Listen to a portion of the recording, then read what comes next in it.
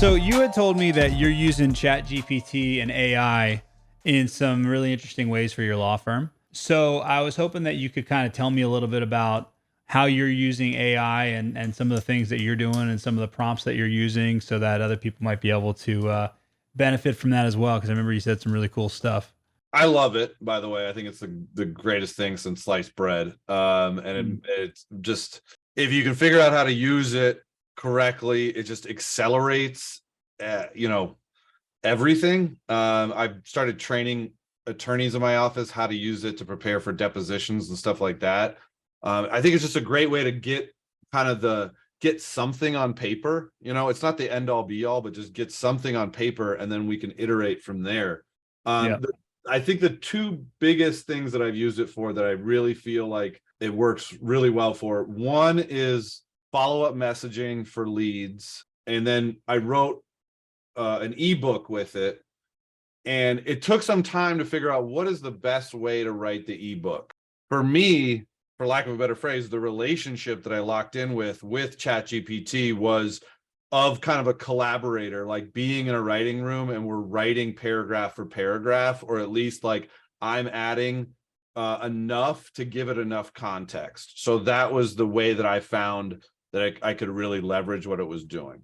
What were some of the prompts that you gave it to be able to write an ebook for you that you were comfortable from a legal standpoint putting out? People on the front end, when they're looking for the service, they don't need to know the nuances of how maintenance is calculated or what the specific statute is that's going to apply. Really, what speaks to people at that place when they're searching for what's their next step is talking to some sort of pain point, resonates with them in some sort of way. That's where I started. I just thought about, okay, I think I started by just saying, act as an experienced marketer and direct response copywriter. I think I heard this from somebody else. Like, even you can reference things like you're familiar with the frameworks of breakthrough advertising, and help me come up with my ideal client avatar. And from there, it'll ask you different questions. You input the answers into those, and it starts iterating from there. And people really need to leverage the fact that you can just talk to it and you can say, I want you to do more of this, or do less of this, or give me more. Let's expand on this part of it. So after it came up, we figured out the data on the ideal client avatar. How much do they make? Where do they live? How many kids do they have? I asked it to write me a biography for that client avatar. And so it wrote, 1,000-word biography of, Jennifer, who works as a commercial real estate banker, who makes $150K, who's got 3 kids, and she drives this car, very specific things. And then from there, I said, I want to attract more people like Jennifer by doing an ebook campaign on Facebook. Can you give me an idea for 20 ebooks that I could do? And so there was a whole list, and I think one of them was about empowerment through the divorce process. And so I just grabbed onto that and said, like, let's write that one. And then my prompt to it was, give me a proposed table of contents for this one. And so you get an initial table of contents, and you say, okay, well, let's take out this, let's add this, get that to where you want. And then from there, say, okay, let's start writing chapter 1. Give me the first paragraph. Or no, you really have to prompt. Like, what I found is you really have to prompt it to tell it what the plan is. Like, you're going to write one paragraph, I'm going to write one paragraph, and we're going to do it this collaboratively. And by prompting it that way, I got it to do a really nice back and forth where we were building on each other.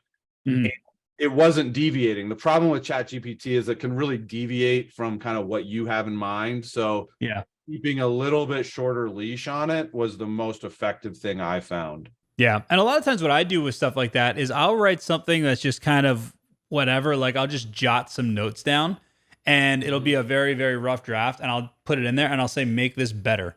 And it comes back to something way better than what I wrote. And then I can say, expand on that. And then, and then that's like a really good way that it'll kind of focus in on what you're trying to say, but it'll stay within those boundaries that you're, because yeah, sometimes it does go off in a different direction, you know. So that's something that's really cool to do. You can't let it just go run wild. You gotta keep it contained, Mhm. but it it's got an amazing ability to build on your own ideas and iterate on those. Yeah.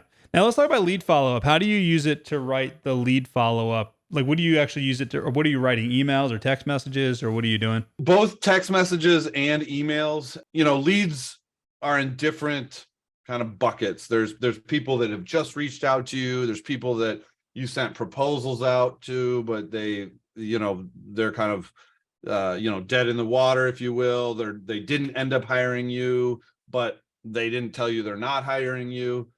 So I set up a few different prompts for those sorts of situations, and this is one where I'm using Zapier to do it.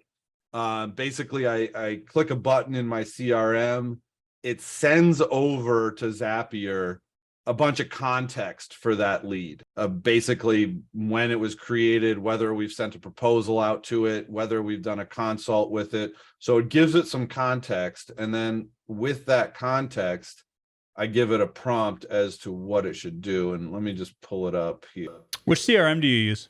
Called Podio. I think it's bigger in Europe, actually. I stumbled upon it through a Facebook group, but the very cool thing about it is super flexible. Like, it's basically a blank canvas, and it's got a really robust back end for developers to use. So that's how you're able to tie it to Zapier. Yeah, yeah. Mm. Tie it to Zapier, and then Zapier does its thing, and it pumps it back to it. And I can text out of it, I can email out of it. This one I titled Reviving Hot Leads. So I have it making a text message and an email. And I could just tell you the prompt's kind of long. I'm happy to read it to you, whatever you want to do. Yeah, let's hear it. So I say directive, draft a text message, prompt, : act as a non-attorney salesperson for our law firm. The law office is a Robert B. Buchanan. You will generate an appropriate text message for a lead. The lead must be called first name, disregard any other name reference. I got to give it some data on basically a certain format that I want. The tone of the message should be informal, relaxed, and confident. The message should not reference any specifics.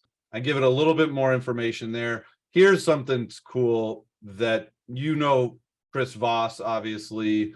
I know Chris Voss. We saw him at the same time. I really like his stuff about no-oriented questions. So I prompted ChatGPT to use those. So I said, you must use a no-oriented question in your message that compels a response from the lead.